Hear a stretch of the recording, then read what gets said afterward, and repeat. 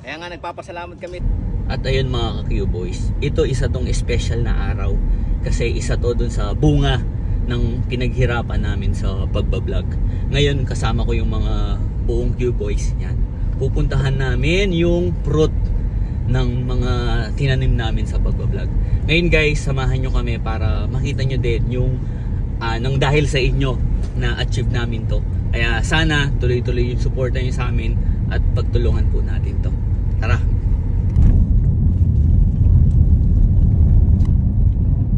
Lapit na tayo ngayon. Oo, eto na.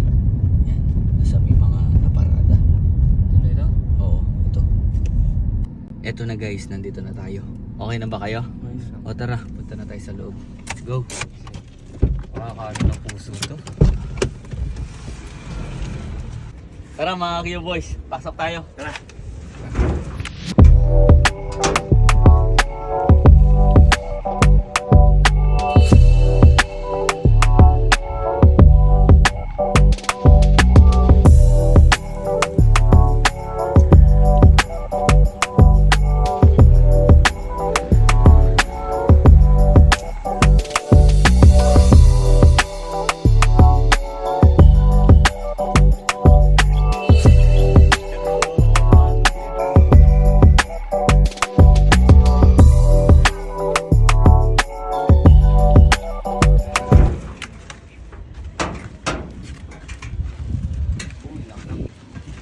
Nasa ano to, 3,000 square meter. Laki ng mga tara. Ang maganda dito sa nakuha natin na to, yung mga tanim natin, mangga na. Sakto panahon pa ng mangga ngayon. Sabuti na lang. Kaya pagsulit-tuloy lang tayo sa pagbablog. Kaya maraming salamat sa mga ka-Q-Boys natin na walang sawang sumusuporta sa atin. Yan, may mga tanim dito. Yan. Hindi ko alam kung anong puno to kasi. Rambutan. Oh, rambutan. Yan. May mga rambutan na. May kasama ng rambutan. Rambutan pa to. Ito, may rambutan. Tapos yung mga mangga. Yan. Tapos may mga tanim na rin dito na kalamansi. Ito. Yan. Oh. May mga kalamansi na dito. Maganda ito kuya. Beatrice. Oh.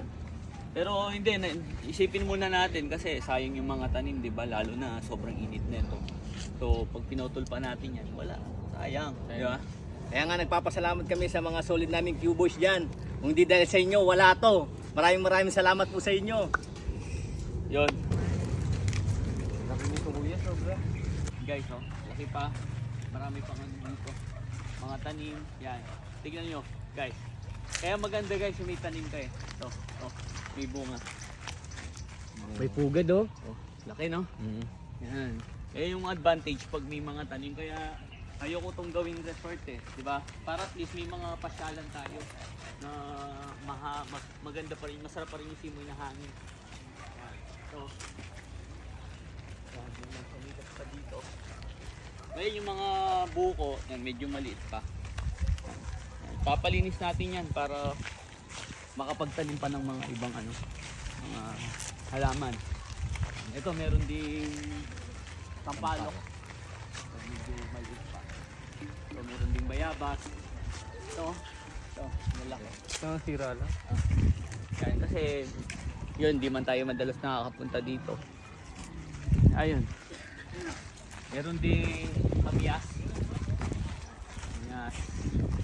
Tapos ito, yung sobrang tamis na sampalok. Yun guys.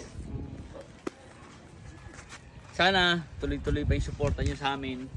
Ngayon, ito yung bunga na pag-suporta nyo sa amin, bunga nung araw-araw namin pagbablog. Kung hindi dahil sa inyo, wala kaming mapaprank. April Fool! April